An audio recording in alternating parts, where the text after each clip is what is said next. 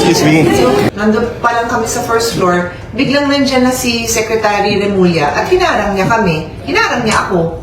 Sino ba siya? Senator Pia Cayetano nagulat kung bakit nakipagtulakan si Secretary John Vic Remulla sa loob ng Senado.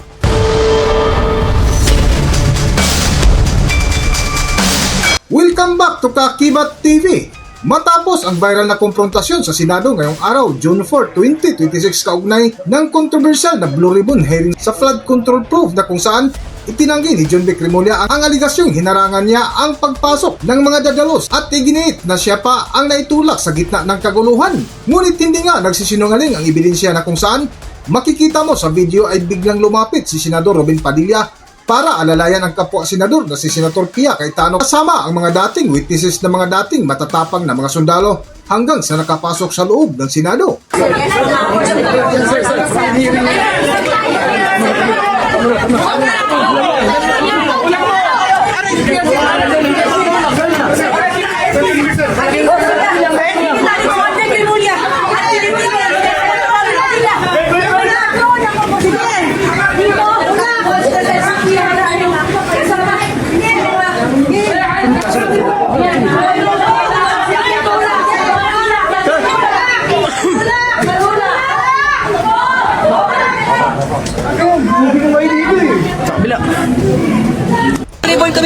At isinama sila ni Senator Pia Cayetano. Excuse me. Ayun, okay. Ito yung 18 Marines, ano, at sinasama ni Senator Pia Cayetano. Ano? Wait lang. Please, walang tulakan.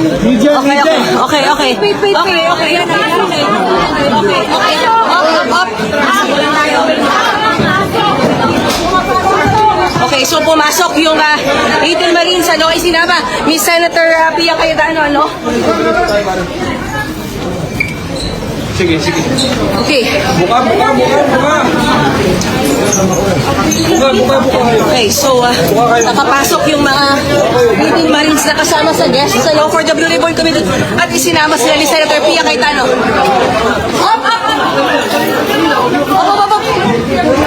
Oh my God! Senator, andito siya, Secretary John Vic Remulla at pinipigil siya Senator Robin Padilla. Oh my God! Dito, nagtakbuhan sila Senator Pia Cayetano kasama yung yung 18 Marines, ano, kasama ko si Senator Robin Padilla. Sinasarahan kami ng pinto. Aray! Okay. Kasama ko si Senator Robin Padilla. Sir, what's happening? Oh my God. Sir. Thank you, sir. Thank you. Senator Robin, anong nangyayari po? Okay lang yan. Matapos na ang hearing ay humarap si Senator Pia Cayetano sa media na kung saan napatanong sa ginawang pangharang ni Secretary John Vic Remulla. Para sa buong kwento, narito ating panoorin ang video. Narito ang video. And then nung paliko kami, nandun pa lang kami sa first floor, biglang nandyan na si Secretary Remulla at hinarang niya kami. Hinarang niya ako. Sino ba siya dito sa Senate? Yes, you are a Secretary of the Republic of the Philippines, but this is the Senate of the Philippines. Senator ako. So bakit mo ako hinaharang? Hindi ko rin maintindihan. Itong pagturing nila na acting Senate President si Sherwin, hindi ho pwedeng mangyari. Wala silang karapatan na i-elect siya dahil hindi ho sila 13. Tapos siya rin, no, nung naging acting siya, naging Senate President Pro Temp siya, may Senate President Pro Temp pa tayo. Diba? Hindi ko napapahabain yung diskusyon na yan. I can if you want more, because very clear din sa rules natin kung kailan papalitan ang President. Kung patay na siya, kung ano nga ba yun? Nag-resign at na-remove siya. So, hindi naman nangyari. Yung incapacitated, hindi niya makayanan yung trabaho. So, hindi naman po nangyari yun. Kaya hindi na kami magkasundo sa mga polisiya, pero wala akong nakalagay doon na pag hindi kayo nagkaroon ng polisiya, mag-acting president na kayo. Hindi ho. Kung hindi kayo nagkasundo sa polisiya, palitan nyo. Bumoto kayo ulit. Pagka makabuo kayo ng 13, palitan. Walang problema yon kasi that is in our rules. Ayaw man ng Senate President umalis. Pag naka-13, alis. Pero walang nakalagay doon na pag hindi kayo nagkasundo sa policies, gagawa kami ng acting kahit 12 lang kami. Wala akong ganun. So having said that, yun supposedly ang basihan ngayon ni Sherwin Gatchalian na gumawa siya ng mga orders. So sinabi niya, wala na daw Blue Ribbon hearing kahapon. In-announce niya yun. Hindi naman niya pwedeng sabihin yun kasi hindi naman, sino siya para sabihin yun? Hindi kami, it is not legal yung pagbigay niya ng advisory na gano'n dahil I am the Blue Ribbon Chairman Committee. I called a hearing. May hearing talaga kaming nakatalaga today. Pero sinabi nila na yung aking Ways and Means hearing, pwede daw ituloy. O, sige, ituloy ko din naman yon. Kaya ready ako pumunta doon in a few minutes. So, siguro mga 9:30, I'm not sure of the exact time, basta before 10 a.m., nakarating sa amin na nandyan na yung mga witness. And sabi na, hindi pa akitin. Ayaw daw pa akitin. So bumaba ako. And you can capture that in many news coverages that have captured it.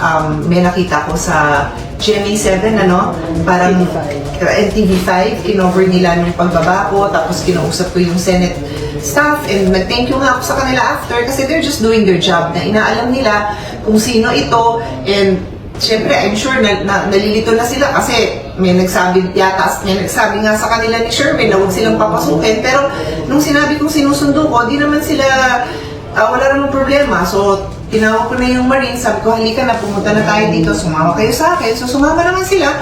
And then, nung paliko kami, nandun pa lang kami sa first floor, biglang nandyan na si Secretary Remulla at hinarang niya kami. Hinarang niya ako. Sino ba siya dito sa Senate? Yes, you are a Secretary of the Republic of the Philippines, but this is the Senate of the Philippines. Senator ako. So bakit mo ako hinaharang? Di ko yung maintindihan. Kung ba't mo ginawa yun. Now, idadagdag ko kasi I have papahingin ko sa staff ko ngayon. Meron din nilabas na instruction si Senator Gatchalian. Ito ba yun na sinabi niya na sinabi ni Gatchalian na pinapunta niya dito si Secretary Remulla for anong reason? To help security. Anyway, pangarap ko yung statement because hindi ako yung nagsabi ng statement niya. Siya. Pinapunta niya dito. Bakit? Ba't kailangan siya papuntahin dito? May Sergeant of Arms naman tayo. May security naman tayo. Maayos tayo dito. Ba't mo siya pinupunta? Siya yung nanggulo. Hindi niya ako pinayagan. Okay ba sa inyo yun, mga senators na kasama ko? Okay sa inyo yun? Nang isang senador, pipigilan? Hindi man tayo magkasundo sa policies. I will not allow somebody to do that to you. This is us. 24 senators. We are allowed to be here. Why would you do that? So ito, babasahin ko sa inyo. Inquirer. Quoting lang naman po ako sa Inquirer. Sabi dito, Interior and Local Government Secretary John Vic Remulla went to the Senate on Thursday upon Senate President Pro Tem Sherwin Gatchalian's request. Gatchalian confirmed during a press briefing, I personally sought the assistance of Secretary Remulla to ensure order and that the Senate premises is well protected. O ano nangyari, Sherwin? Ako yung hinaharang. May kasama akong guest, yes. O, ba't kailangan gawin yon? So yun ang isipin natin pagka gumagawa tayo ng kung ano-anong mga instructions, di nyo iniisip kung anong nagiging consequences. Ako yung hinaharang na makapasok dito sa sariling opisina. Anyway, so nakapasok na tayo. Thank you again to the Senate staff, to the media na nakatulong, nakarating tayo dun. So okay na. I did my opening statement dun sa Blue Ribbon Committee hearing. And then, nagpaalam na nga ako because magpe-prepare na ako for my next hearing. Tapos, nakakita na naman ako ng another announcement. Patingin ulit. Babasahin ko sa inyo. Ito, I'll just show you na lang sa... mahirap makita kasi maliit, pero I will read it. I will read it to you.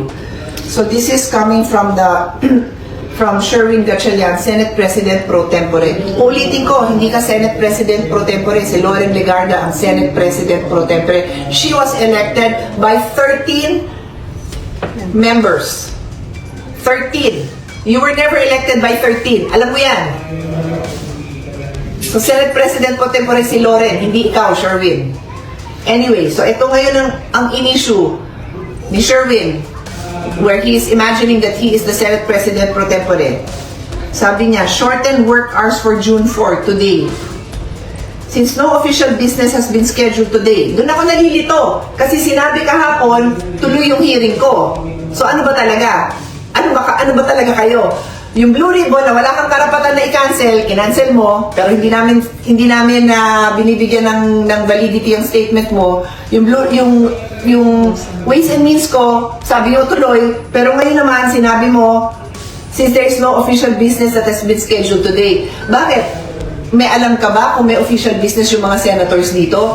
Every day, we conduct our own meetings, we conduct our own dialogues, we conduct our own consultations. So, sino ka para sabihin mo na walang official business dito? Hindi ba official yun na pag isang senador, paano kung meron siyang foreign delegation, kung mayroon siyang mga advocacy group, official business yun. Alam mo, tinanong mo lang ang schedule ng lahat ng senador para malaman mo na walang official business na ganap. At alam mo, may Blue Ribbon. Pero alam na natin na hindi mo nire-recognize yun. Sige. So, sabi niya, since no official business has been scheduled today, June 4, and in consideration of the safety, security, and well-being of Senate personnel, in light of anticipated activities within and around the Senate President pro tempore Sherwin Gatchalian has authorized all Senate officers and employees who reported on site to leave the office beginning at 10 a.m. 10 a.m. Yung Blue Ribbon hearing, 10 a.m. Ano yung purpose nito? Alam niyo na, di ba? Hindi ko na siguro kailangan sabihin, right? Why would you put the Senate staff in that position? Nandiyan sila, pumasok. Nag-a-assist. Ba't mo sila gaganunin?